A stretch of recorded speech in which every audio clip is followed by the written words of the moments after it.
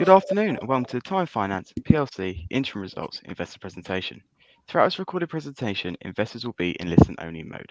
Questions are encouraged to be submitted at any time via the Q&A tab situated on the right-hand corner of your screen. Simply type in your questions and press send. The company may not be in position to answer every question it receives during the meeting itself.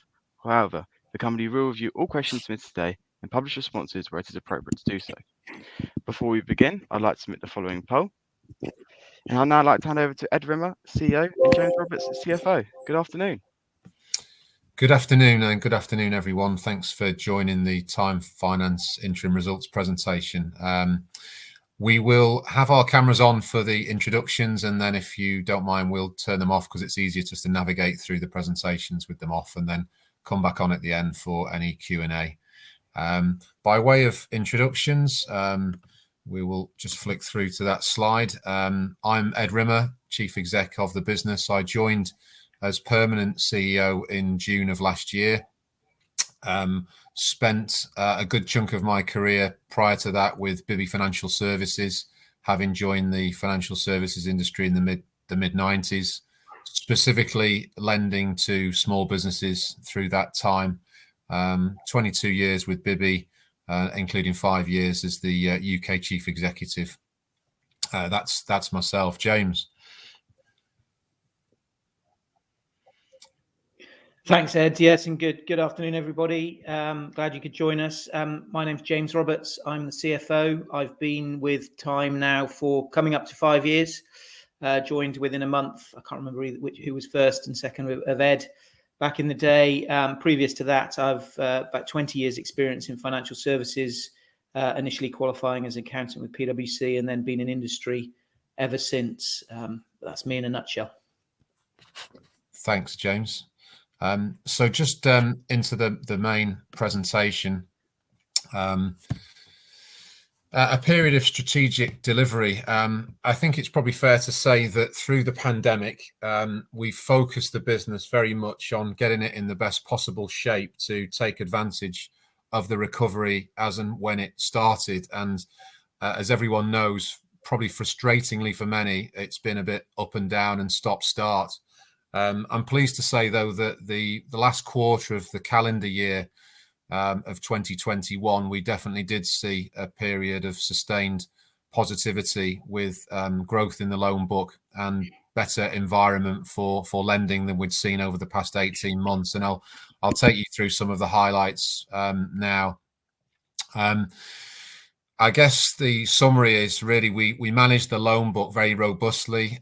We got arrears significantly improved from the peak of the pandemic, and we now have 0 deals in forbearance. That's a significant achievement from having around 25 million of lending in some form of forbearance at the peak of the pandemic in June 2020. So we focused very much on the existing book, improving arrears and improving forbearance, and it's now in a much better shape than it was. As I mentioned, the last quarter of the calendar year, we saw gross lending increasing, and pleased to say that the lending book has increased by around 5% from the end of the financial year in May last year to the midpoint in November. And through that time, we've improved our liquidity position, and really now in a good position to capitalise on the future opportunities. James will take you through the numbers and how the liquidity and the cash position has improved when we get onto his slides, but that's another significant positive. The CBILS and the Recovery Loan Scheme accreditation that we obtained has been very positive. Overall for the market, in terms of us as a lender, that's been a positive and a negative, because obviously the market has been significantly disrupted by the government funding schemes effectively replacing our products for a period of time through the pandemic. But I think there's definite signs that is now coming to an end, even though the Recovery Loan Scheme is still in place, and we have benefited through being an accredited lender on both of those schemes. We've definitely had a positive through our supportive lending partners. We have a £50 million facility that funds our Invoice Finance division that was renewed during the first half of the year, which is a significant achievement, which gives us stability to lend more volumes as we come into the recovery phase and the growth phase of the UK SMEs. And we have made some significant investment in sales resource and leadership roles, which I'll come on to, as well as actually taking some cost out of the business in terms of the central support overhead, recognizing that we needed to do that because the recovery was taking longer than everyone initially expected. It was a bit more up and down than everybody expected.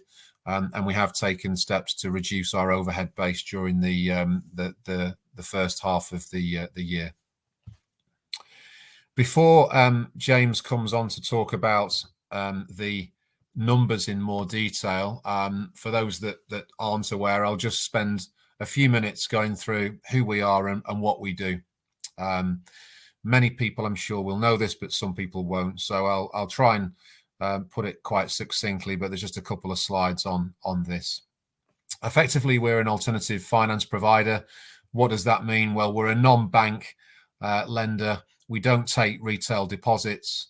We borrow money through wholesale facilities ourselves and lend them out to small businesses through the products that we choose to lend, which I'll come on to the next slide. We support in the region of around 20,000 UK-based SMEs with their working capital requirements and help them to grow the businesses. We're predominantly an own book lender, building our own balance sheet. We do have the opportunity to broker out certain deals that we don't want to put onto our own book, either through generally cost criteria or credit criteria, and that tends to be in the asset finance division where we have the ability to broker out business. And we're a multi-product provider, which is a significant advantage that we believe we have in the market, in that we're more than just a one product provider. We provide asset, invoice and loan finance as our core products, as well as some peripheral products that I'll come on to. So we now have split out our products in terms of core own book lending products, which you can see there are assets, invoice and commercial loans, and non-core brokerage products, which provide us with a commission but aren't building our own balance sheet lending. In terms of asset finance, they are predominantly split between soft assets and hard assets. Soft assets are those assets which typically don't have a residual value at the end of the lease. And hard assets are those assets that do have a residual value. Soft assets typically include things like catering equipment, IT systems, gym equipment, and hard assets would be things like yellow plants, forklift trucks and trailers, and engineering presses. We get our business generally from finance brokers, equipment manufacturers and suppliers on the vendor side, and some existing client referrals. Deal size typically at the minimum is as small as 5k, and at the maximum in terms of own book lending is up to 250k. We will broker out some business over and above that to other lenders, but that's our limit generally in order to manage risk. Sweet spot typically 10 to 15k on soft asset and 50k on hard assets. Typical yields, minimum wise 9% up to 18%, typically 11% for hard asset and 14% for soft asset. And we fund the business through a range of wholesale block finance facilities, mainly provided by specialists in the field, which are tier 2 lenders and a few of the new challenger banks. Invoice finance, disclosed and confidential, typically referred to or historically referred to as factoring and invoice discounting, now generally referred to as invoice finance. Again, we get our business from brokers and along with other professional advisors, insolvency practitioners and accountants and the likes. Deal size, small end 10k up to as much as 2.5 million. They tend to be few and far between. Our sweet spot is in the region of 2 to 400k, and typical yield 8 to 18%, but an average client will give us between 12 and 14%. And again, as I mentioned, funding comes through RBS by way of a back-to-back facility. Commercial loans, which we also now include the C-bills historically and now the RLS that we're doing within this division. Again, introduces our brokers and professional firms, intermediaries. Deal size, minimum 5k up to $500,000. Sweet spot tends to be 25k for unsecured deals, which still have personal guarantees against them, and secured as 150,000 by way of second charge property security. Typical yields 12 to 18%, but again in the mid tier, generally 14%. And we fund that business through two facilities. The wholesale block funders provide us with an element of their funding to attach to the loans business. And we also have a high net worth loan note program, which helps funding that division as well. The non-core brokerages are focused, on vehicle finance and mortgage lending. And both of these divisions are focused towards consumer lending, so much more heavily compliance driven. And they are both focused on commission driven rather than, as I mentioned, own book lending. I won't go through them in detail, but suffice to say we get introductions from direct clients and also intermediary channels, and we can cover a wide range of the market in return for a commission. And we broke out all the business. So I think at that point, I will hand over to James just to take you through the financial results to the half year, and then I'll come back on to talk about where we are with our strategic plan. Thanks, Ed. Appreciate it. Yeah, as Ed said, I'm just going to talk you through the first 6 months of the year's numbers, both the P&L and the balance sheet, and try and draw out some key takeaways that we think are important that sit within those numbers. And then I'll hand back to Ed to talk about the future and the strategy. So this slide here really just draws out the sort of key bullet points on the numbers. In a nutshell, we'd refer to it probably as a solid set of numbers, but crucially, all the fundamentals and the building blocks are in place, and that's the key thing for us. The numbers I'll talk about in here, there's a few asterisks next to them, but just to elaborate slightly. We're taking out furlough income. So the last 2 6-month periods, H2 2021 and H1 2021 column, the second and third columns there, did include one-off furlough income for staff we'd furloughed, and it's probably not comparable to keep that in there because there's nothing going forward. So that's what those asterisks mean, and the numbers I refer about to take that, it's about £200,000 in each 6-month period have been taken out. So the first one and the key one really for us is the origination. And origination in the period has increased significantly from the last half of the last financial year and is also up on the same period in the year before. And the reason I say that's crucial is because origination is the future of the business in terms of revenue and profit. It's the lifeblood of the business. The more origination you get in, that will drop through to revenue and in turn profit over time, over the length of the lease or the loan. So that's really, really key. And as Ed alluded to, the last 3 months of the period we're looking at really did see a pickup in origination. And indeed, the last 3 months, so September to November 2021, was the highest level of own book origination. And own book is the core strategy pillar we set out in June. It was the highest own book origination levels since that same quarter in 2019. So since September to November 2019, it was the highest level of own book origination we've seen. And that was pre-pandemic. And crucially, Ed alluded to it as well. December was an even better month. It was actually, it's not in these numbers, obviously, because it's December, but I think it's key to show the sort of the increase that's going on. Own book origination was double the level in December 2020 and was approximately 40% higher than the level of own book origination in December 19 before the pandemic. So there's some very good indicators there on origination, and we're very pleased with that. In terms of the P&L itself, revenue, you can see is marginally down on the previous 6 months of the last financial year, but marginally up on this time last year. Importantly, gross profit is up on both previous 6-month periods, and profit before tax significantly up on the previous 6 months and in line with the one from 12 months ago. So a solid set of numbers, but as I alluded to, the origination is key, and that will drive future revenue as we move and profit as we move forward. In terms of the balance sheet, Ed again touched on this. It's really been a focus of ours throughout the pandemic, and we're we're very pleased with the robustness and resilience of our balance sheet. Our consolidated net assets over 58 million now. There is a lot of goodwill in there from a previous buy and build strategy. So we focus more on the consolidated net tangible assets, which you can see are just shy of 30 million now at 29.6 million. Cash and convertible paper sits just below 10 million. That's the fuel for future own book lending. We'll be able to lend that out and then provide funding against that going forward. So that cash and convertible paper balance is key.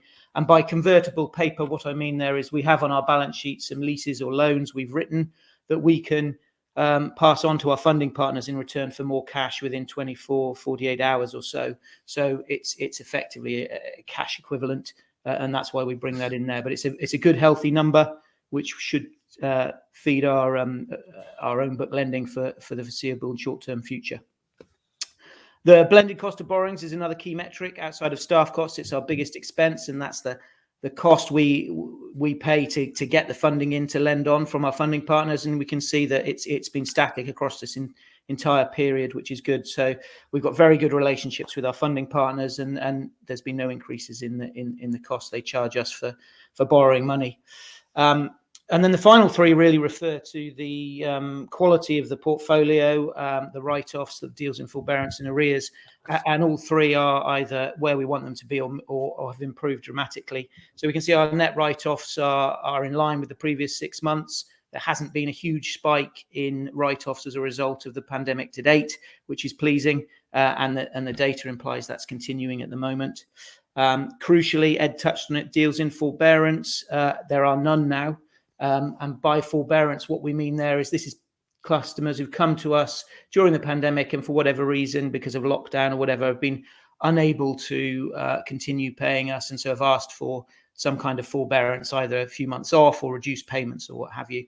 And that was very high, over 20 million back in June of 2020. It is now zero as at the end of November. So that's very, very pleasing. And arrears, which are the standard deals that for whatever reason haven't paid in line with where they were meant to. Now, this could be literally a day overdue, the direct debit bounced for some reason or didn't work, through to some that are illegal. But taken in the round, we can see a steady reduction across of these figures, 15% a year ago, 14% at the end of the last financial year, and it's now below 10% at 9% of the gross book. So the fundamentals, as I say, are all looking good, we believe, with regards to the numbers.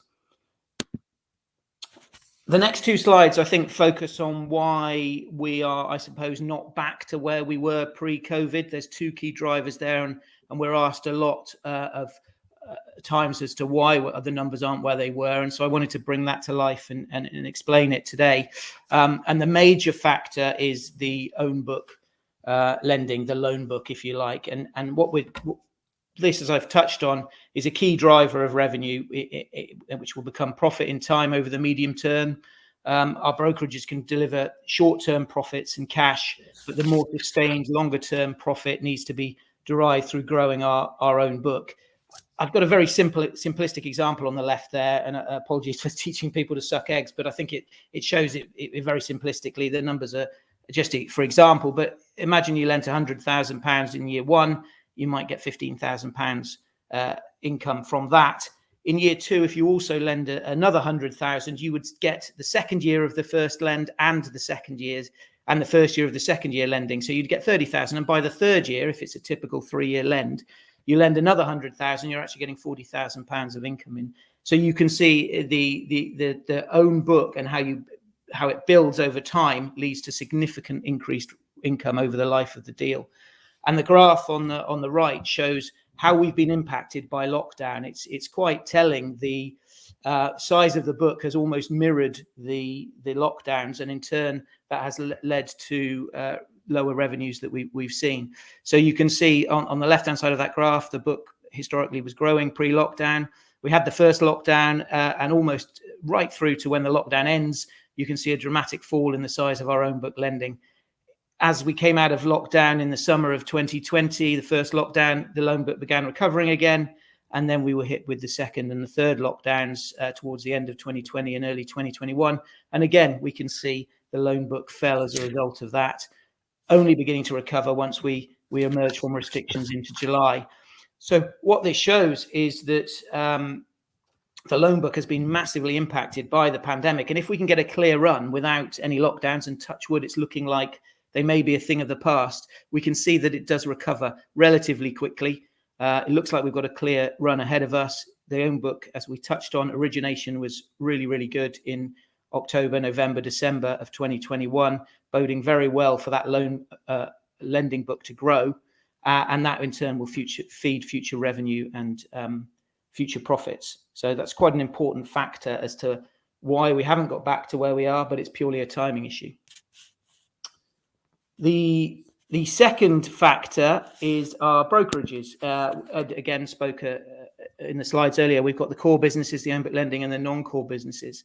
And if we look at the table here, we can see pre-pandemic, the right-hand column, our brokerages contributed roughly 6 million of revenue and roughly £1 million of profit to the group, and in turn cash. They have been disproportionately hit by the pandemic. You can see that fall from 1.1 million profit on the right hand side to a £300,000 loss to May 21. And on the left hand side column, we can see that revenue for the first 6 months about 1.5 million and still marginally loss making. So the brokerages really have been a drag on the numbers. It's for two reasons, really. The typical lenders in the sphere for our consumer mortgages and bridging, second charge mortgages, bridging side have been very much in and out. If ever there's a lockdown, they seem to close their doors and then they come back in. And if there's another change in policy, they go back out again. So it's been very stop-start.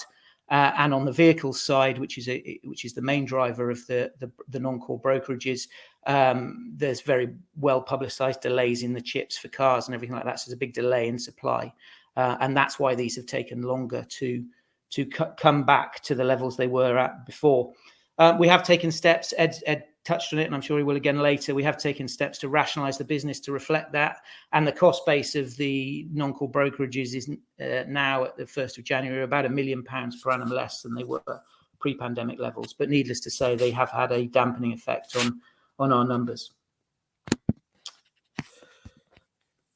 As Ed touched on, one of the key things we've really focused on over the last 18 months or so is the balance sheet. And it's something we're very proud of. I think under any metric, the balance sheet is looking particularly solid and robust. Our net tangible assets continue to grow. Our liquidity to provide the fuel for future own book lending is still very healthy. And the lending book performance that underpins the group is improving all the time. I won't dwell too much on the first two tables on the left, just to say that, net tangible assets, that's taking out the goodwill associated with the buy and build strategy of the past, is just under 30 million now, continues to grow as we remain profitable, which is good. And the liquidity position, this cash and paper that I touched on earlier, is still around about 10 million. It's marginally lower than May. We'd expect that because our book is growing and we're lending money out. We don't want to be sitting on 10 million of cash permanently. That would be inefficient. We want to use that up to lend to good growing UK businesses, and we have begun doing that very much in the last quarter. A new graphic for these presentations, I suppose, is the one on the right, sort of the Wimbledon tennis colours. The green element is the deals in forbearance, and the sort of purple element is the deals in arrears. As you can see there, pre the pandemic, it was relatively flat. The arrears level, bit up and down, but relatively flat. Then the pandemic hit, and you can see that it rapidly went up just after February 2020, including a green element, which is forbearance, and it continued to go up all the way through to sort of June, July time in 2020. Since then, the forbearance has come away very quickly and is now at zero, as we've touched on. And pleasingly, the arrears have also fallen significantly. And it was about sort of April, May, June time in 2021, you can see the arrears level got back to the historic pre-pandemic levels. And actually in the last 3 months, September, October, November, you can now see it's lower than it's ever been way back to December 18 for the whole 3-year period. So the work of our colleagues in credit and risk has been great there, and the portfolio has really has shown its resilience and is in a much better position than it has been in the recent past. I've been speaking about the fundamentals of the business, and this is my final slide, and before I hand back to Ed. But one of the other key fundamentals is the diversification and the spread of the lending we do. We think it's important not to be overexposed in any one sector or area, and so diversification is key to us. And so I wanted to just draw that out again here. You can see here we've got the bar charts of the top 10 sectors by the amount we've actually lent. The pie chart is the top 10 sectors we lend to by the number of deals. So the bar chart is probably the more pertinent, but what you can see from that is that there's no one sector over 10% exposure we have, and once you're down to the 10th largest sector, it's well below 2%, and indeed the top 10 sectors make up around about 30% of our book. So we have a very, very well spread, diversified book, which I think adds to the robustness and the resilience of the book. So from my side of things, as I said, we think it's a solid set of numbers when you look at the P&L, but a quite impressive set of numbers when you look at the balance sheet. The fundamentals are right, and this origination that we've seen over the last 3 months, including December, really has given us cause for cautious optimism in terms of the own book lending, which is obviously the key strategic arm driving us forward for the medium term. And with that, I will hand back to Ed. Thank you. Thanks, James. So just touching on the strategy that James mentioned that we launched in June last year when I took up the full-time CEO role, just to recap on what we're trying to achieve and how we're trying to do it. And then on the next slide is a bit of progress in terms of the work and successes that we've made in the first half of this year. So in terms of the aims, what are we looking to be? Well, first thing is to become a nationally recognised SME funder, and that's really taken into account that it's only just over 12 months since we rebranded the business from the collection of businesses that were predominantly acquired to Time Finance. The second one is to more than double the gross lending book, and that was from a starting point of around 110 million up to 250 million at the end of the 4-year plan. The third one was to achieve profits organically in excess of the 2019 pre-COVID levels. And then the last one was to significantly strengthen the balance sheet, which again was taking us from a starting point of around 28.5 million up to 50 million plus in terms of tangible net asset value. How are we going to do that? Well, there was a 6-pronged attack, if you like. Starting at the top of the diagram and working my way around clockwise. The first was very much this message that we've already put across in this presentation and others, which was the focus on core products, own book lending, secured lending across those 3 products: asset finance, invoice finance, and loan finance, either secured through invoices, tangible assets, or property. And that is the way forward, we believe, for the business. The second was the multi-product opportunity, very much pushing forward what we believe is not unique completely to this business, but we are amongst a smaller pool of businesses that are more unique in terms of having more than one offering and being an independent business, i.e. a non-bank business, and giving us that flexibility that we can provide to small businesses that really value it. And that is very much taking our products and being able to provide more than one product to an existing customer or a new customer so that we can increase our margins and they will stay with us for a longer period. And obviously that we have more attractions to offer our broker market and our client base. Repositioning the brand and investment in marketing. As I touched on, many people will remember that we were a collection of different brands. It was quite confusing. And having one brand under Time Finance will enable us to position the business for those core products as we want to move forward, rather than having very different historic views of how we were seen under the different brands. And that's definitely helped over the last 12 months. I'll come on to the progress that we've made there. The fourth strand was investing in further talent, recognizing that we needed to bring in additional sales talent and leadership talent in the right areas. And we've made good progress there. Bring further liquidity into the business, recognizing that to grow the business quite quickly, we may need additional help from third-party resources rather than just our own balance sheet. We've not needed that as yet for the reasons that James gone through. Our own balance sheet has actually improved, but we do believe that that will come back into the fore in the more medium term. But that hasn't been a priority over the last 6 months. And again, the last strand, which again hasn't been a priority over the last 6 months, but it will come into play hopefully. The plan that we've set out is predominantly organic growth, but we are open-minded to specific targeted acquisitions. They would very much likely be acquisitions that complement our existing core products of asset, invoice, and loans. But the markets haven't really been conducive to acquisitions at this point in time. Hopefully that will change as we travel through the plan. So in terms of progress during the first half year with our strategic plan, the first part of it focused on our core products. Well, what have we done? Well, we've seen strong volumes come through in our core products, as we've said, in the last quarter of the calendar year, and we've particularly benefited from the recovery loan scheme volumes that we've seen coming through. The Invoice Finance division particularly had a couple of record months in October and November, I'm pleased to say, with new business wins and the existing client book getting back up to where we were, starting to get back up to where we were pre-pandemic in terms of the overall lending volumes. So that's seen good progress. In terms of the multi-product solutions, well, we've relaunched and embedded our internal cross-selling initiative, which we branded as Excel internally. We did a root and branch review of that as to what it looked like prior to the pandemic.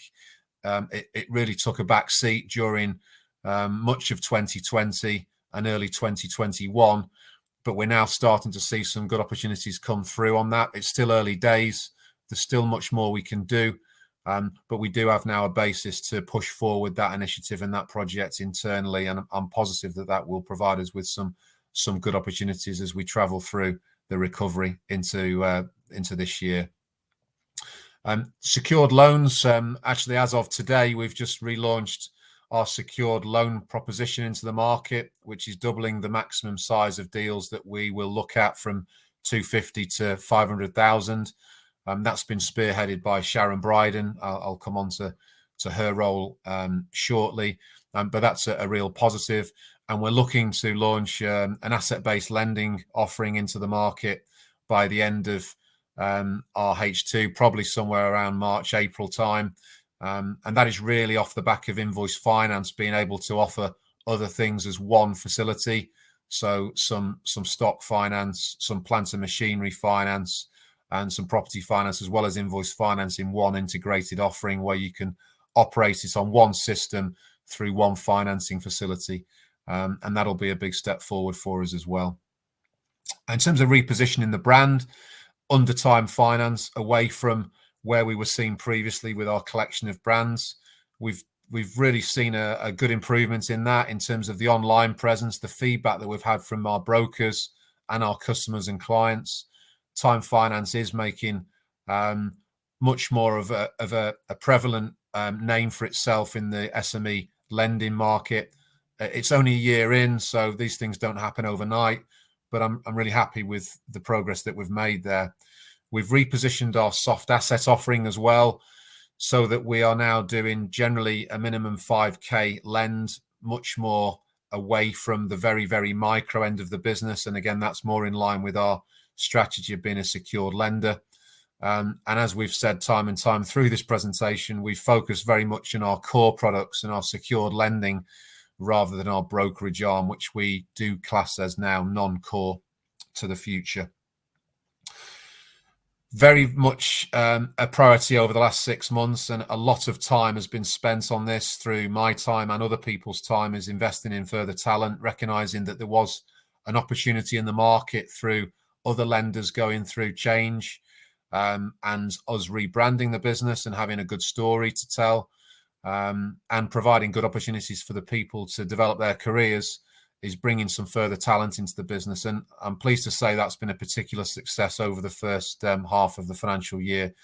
We've recruited a successor to Carol Roberts, who is now retiring as Director of Asset Finance. and I'm pleased to say that that he has joined the business this week, Steve Nichols, and that will provide us with more, I think, direction for the longer term to take the asset finance division forward. Sharon Bryden, I mentioned, has been recruited as the lead of commercial loans and ABL. She's already made a real impact into the business and taken the loans division forward and developed the ABL offering. Very pleased to have Sharon on board. And we've hired a number of experienced sales staff within the Invoice Finance division and the Asset Finance division. We've taken on four people in asset finance, 2 broker managers and 2 account managers for vendor and broker respectively. And we've taken on 5 people within Invoice Finance in the sales side, including a very experienced head of sales in the South, Adrian Payne, who's made a real good impact already. So that I'm pleased about the progress we've made there. Bringing further liquidity into the business. Well, we haven't brought any new liquidity into the business, but we have secured our existing back-to-back facility with RBS for the Invoice Finance division on another 3-year renewal. And all the wholesale facilities, the block discounting facilities for the asset finance and the loan finance have been renewed and extended under existing or improved terms. So again, that theme of having the business set up to take advantage of the opportunities is very much what we've been doing over the last 6 months. So just in summary and an outlook, I think the resilience and the strength that James has set out in terms of the numbers has really played through despite the various waves of the pandemic. We've had strong focus on the existing book, improving arrears and obviously reducing forbearance, and that's helped to manage liquidity very well. We have made some cost reductions to right-size the business. We've reduced the headcount by around 15%, and that was really acknowledging that we supported our staff and our teams through the pandemic with a view that things would return relatively quickly. That didn't happen through lockdowns 2 and 3, and we had to make a decision around our cost base, and we've done so. So we've made those reductions and right-size the business for what we believe we need moving forward this year. And we have a solid platform now, we believe, to take advantage of the opportunities that will come our way post-COVID as businesses recover and grow. I think in terms of the outlook, we have our new vision and a clear strategy, and we've made good progress during the first half of the year delivering the strategic plan. We have an enthusiastic, motivated and experienced leadership team in place with some new blood that's recently come in through Steve Nichols and Sharon Bryden. We have to acknowledge that the dampening impact of the brokerages has impacted the figures, and we are assessing what to do with the brokerage businesses. We are actively looking at those options at the moment. The lending book has shown good signs of growing through the last quarter of the calendar year, and we believe that will continue with the focus on our core products and our own book lending.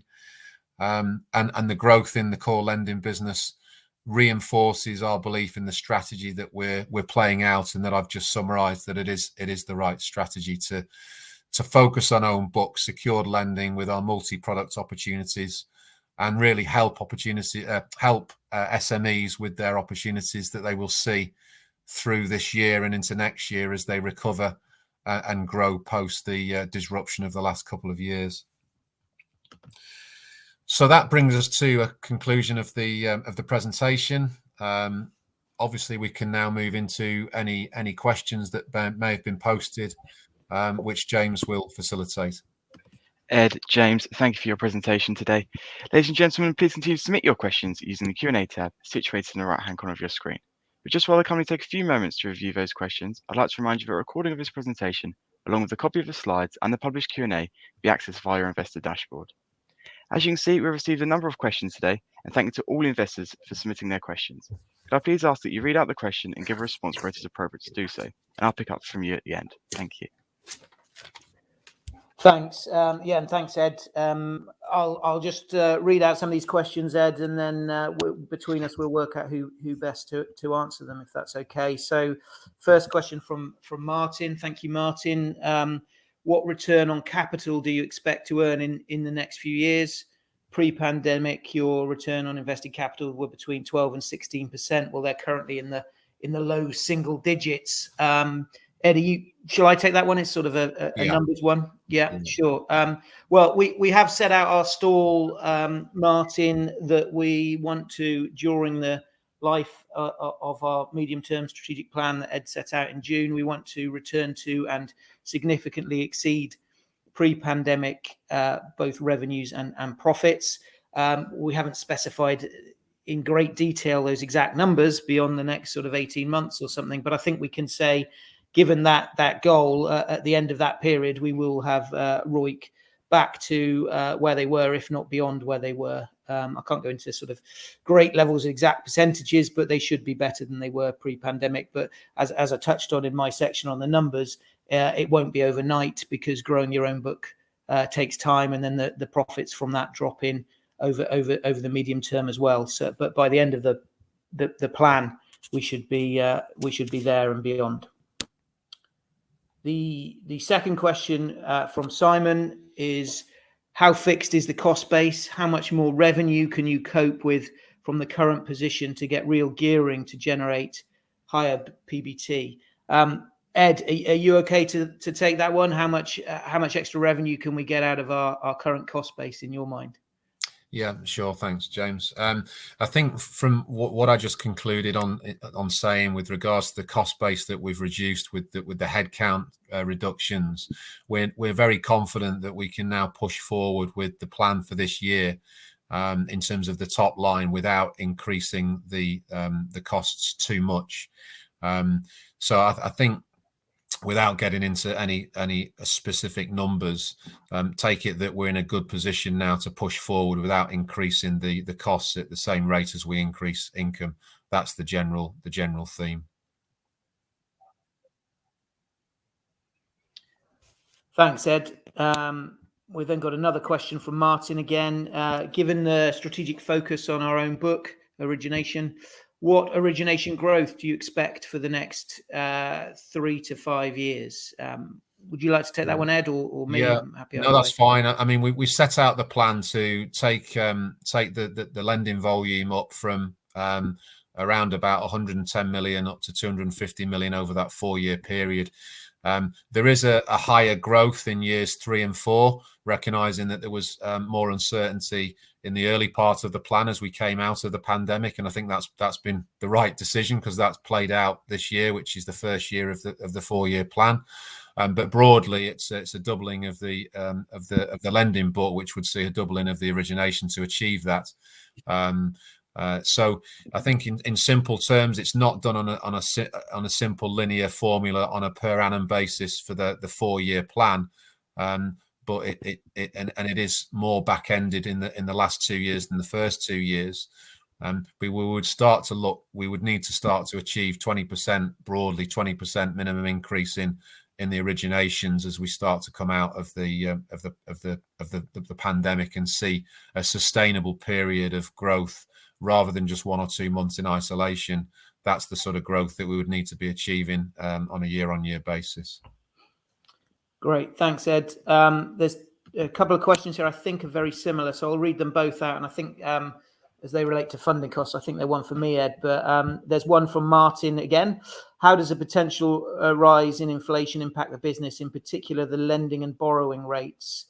And there's also one from Paul saying, talk about the relationship between funding costs and lending income as rates rise. So I think they're vaguely similar. So if I take that one, just those two, sorry, just to explain, our funding is on deals that have, our interest costs on funding we have taken out is fixed from the point we take it out. So theoretically, and the same on the deals we've lent. If we lend someone an asset or a loan at X% and rates change, it's fixed though once the deal's done. So for business that is already written and it's in somewhere in that 3 to 5 year period of the length of the lease or the loan.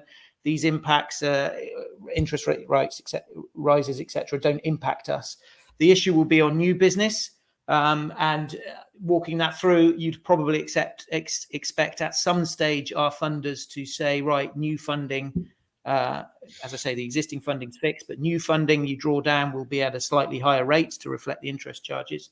All other things being equal, and what we've done in the past is we would then pass those interest rises on to our customers, on new business customers. We'd have a new rate card ourselves. So theoretically, our net interest margin would not be impacted, because deals already done are fixed, and future deals you theoretically could pass on any increase that we get to the end customer. Clearly, there's nuances in there, competition and that type of thing in the market, so you couldn't say 100%, but that would be the general assumption of how it will work. Okay. Moving on, we've got a question here from Darren. Thanks, Darren. We have seen other financial verticals heavily disrupted by young tech companies. Could this happen in your products, and how do you mitigate against it? Is digital part of your strategy we will pay more attention to?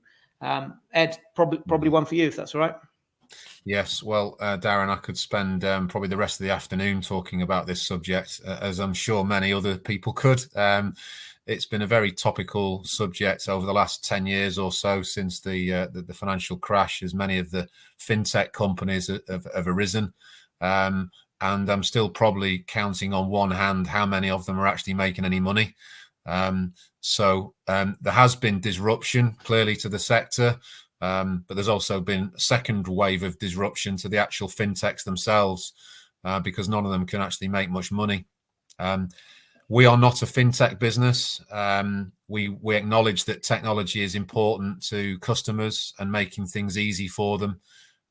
We're all consumers as well, who are familiar with how markets have changed in terms of how we utilize technology.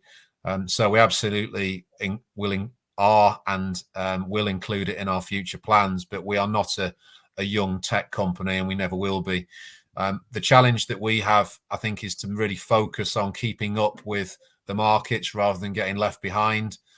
We're not going to be at the forefront of technology, and nor do we want to be, quite frankly. We're a flexible financier to small businesses who need service from people. We need to acknowledge, however, that those same people need to have ease of use, and with that comes some investment in technology, and that's really where we are. Our digital investment is about IT. It's about things that we're all familiar with now in terms of online quoting systems, being able to access your account online and through apps, and utilizing that personal relationship in tandem with efficient IT. So that's where we see our role in that whole disruption space of fintech, not as a fintech provider, and certainly not as a new wave player in that market. Thanks, Ed. Got another question here from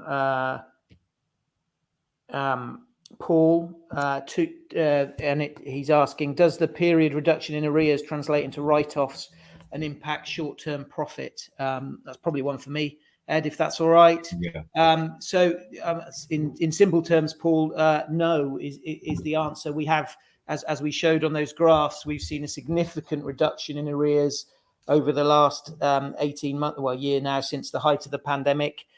Those haven't certainly by any stretch been all write-offs. The vast majority of that reduction in arrears is getting people back on track, as the UK SME businesses have proved remarkably resilient, actually, and they've begun paying again and caught up with what they were behind during the pandemic. So there have been write-offs, don't get me wrong. I think you saw on one of the slides there was about 2% of net write-offs, 2%, net bad debt write-offs, but that's very much in line with historic trends. The vast majority of the reduction in arrears is due to the sterling efforts of our colleagues in credit, who have got the vast majority of those deals that were a bit behind back on track and working. So there hasn't been a real significant impact on short-term profit, no. How does the continuing, Paul, again, high debt, bad debt provision impact profits? Again, probably one for me, Ed, if that's all right. But again, it hasn't really impacted profits over the last year or so. I don't know how long you've been following us, Paul, or whatever, but when the pandemic hit, we increased our bad debt provision. We roughly doubled it, a couple of million extra into the bad debt provision. That was a hit. That was a big one-off hit to future-proof us. We felt, to the best of our knowledge at the time, on any potential write-off. So that was a hit. Since then, as I said, it's been relatively business as usual. There's been the odd write-off. There's been the odd movement in provision up or down. But there hasn't been, there isn't an ongoing impact negatively on profits because of maintaining our bad debt provision at roughly the level it's been at now for the past 18 months or so. Paul, a different Paul G this time, not Paul L, has asked, can you describe your pathway to a dividend payment? Ed, I don't know if you want to take that one. Yeah, again, this has been a topic of debate, obviously, across the board, historically and more latterly. And we believe that we still need to utilise our own cash to grow the business. So whilst we've improved our cash resources on our balance sheet and our overall liquidity, it's not yet at a level that we've got lots of excess cash that we believe we can start to repay shareholders in terms of dividends. What we do, though, want to do is get to a point where we can reactivate the dividend. There was obviously one and a policy previously in place. I think once we see the sustainable growth coming through, we'll then start to really have an idea of how much more cash that we need to bring into the business to support that high level of growth. And at that point, we'll then start to have a better understanding of when a dividend can start to be paid. But at the moment, the focus is very much on making sure that we use the money that's available to us to deliver this strategic plan and increase the share price through growth rather than provide this as an income stock. That's how we see things. Thanks, Ed. Paul L asks, the brokerages provide immediate cash flow. Can you compensate from other operational sources? That's probably one for me, Ed. You're right, Paul, absolutely. The brokerages did pre-pandemic provide immediate cash flow, as we saw on one of the tables. It was roughly £1 million a year profit, and because of the nature of the brokerages, it's roughly, there's very little time lag. There's not much accruals or anything there, so it's roughly £1 million cash in that year, and it was a nice additional cash flow into the business. Clearly, they're not there at the moment. They may well come back, but at the moment they're not there. But we have used, as we've said, the last 18 months to really improve our cash. The increasing arrears, the decreasing arrears that we've spoken on is actually a source of cash. People catch up with the money they owe, or they settle and move on elsewhere, and you get all your capital back and interest. So that really has bolstered our cash position, as we've touched on. It's nearly £10 million, and that sets us up for the short to medium term in terms of the cash we need to grow the own book. And as Ed touched on one of the 6-point plans, if and when we do need additional cash to grow even faster, we're confident with various debt partners we've been speaking to and that type of thing, that we may well be able to get additional operational debt if and when required there. So at the moment, yes, it is slightly lower cash than pre-pandemic from the brokerages, but it's certainly not a material figure for ourselves. What have we got next? Sorry. The Colin here says the top line figures of the results are no more than previous inflation. Is this what you expected, given the emphasis you placed on increasing the sales team?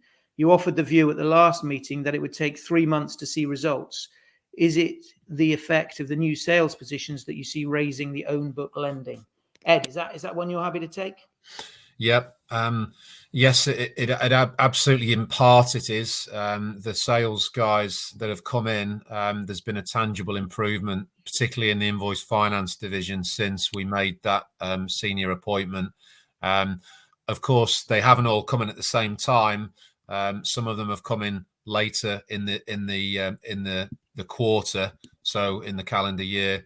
And we've also, of those 5 people that I said recruited, one only started at the start of January, and one only starts at the start of February. So there's a bit of a lag there. It's not as simple as saying that they all came in at the same time, and they're all the reasons why we've seen an improvement in the last quarter of the financial year. Part of that was undoubtedly the fact that we had 3 months of sustainable activity before, of course, we started to see the changes at the early part, middle of December, when the government guidelines came out for people to go and work from home again. Now we're yet to see whether that will impact on January's results. Let's be honest, I don't think it will do any business much good, other than those that are favourable for people working at home. But thankfully, we've had the green light now that people can come back to work, from next week, and that's really the impact it has on our clients, where they just get disruption from, and they lose a bit of momentum. So we did definitely see an improvement with the sales resource, but part of it was also market driven. And we've still got a bit of a lag from those people coming in, getting up to speed, and then delivering the results, which we'll see in the second half of the year. Thanks, Ed. Conscious of time, and there's a few more questions there, so we're probably not going to be able to get through them all. Apologies, but we've got a couple of minutes to go, so we'll do the best we can. One here from Toby: if you're considering options for non-core brokerages, will overall origination volume potentially drop? Shall I take that one, Ed, or would you like to? I'm happy to take that. I think the key point with that is actually that's a really good question, because where we've historically reported volume of origination, that has absolutely included the total volume. And what is important to for us to get out there for people to understand is what's the actual income attached to that specific origination, in terms of own book versus brokerage. So the simple answer to the question is, will overall origination volume potentially drop? The answer is yes. But there's a big but there. But what will be the impact to the income and the profitability? It would be lower, because of course we get the initial hit from a positive hit to the income when you get brokerage income in, but there's not a trail of income where you're building your balance sheet, and there's not the other fees that you can get through lending as well. So it's important that we obviously allow people to understand what the impact of that hit is, if it does happen, in terms of income versus origination, and that's the point to make there. Thanks, Ed. I think we've got 1 minute left, so I'll fire one more question at you, because I think it's one for you, if that's all right, before we wrap up. But it's from Colin, and he says, under dividends, you say invest in business. Under your 6-point plan, you say may make strategic acquisitions. This worries me. A lot of time and shareholder value was lost under integration of copious previous acquisitions. Ed, could you elaborate a little bit more on the acquisition point? Yeah, well, I'm glad that Colin's asked that question, because it's definitely been a big theme of the past in terms of the acquisitions. And I've made the comments in the previous presentations that we've done that not all those acquisitions worked out well. Some could say that, well, that's acquisitions, they don't all work out well, and some could say, well, you got them wrong. That debate is probably for another time.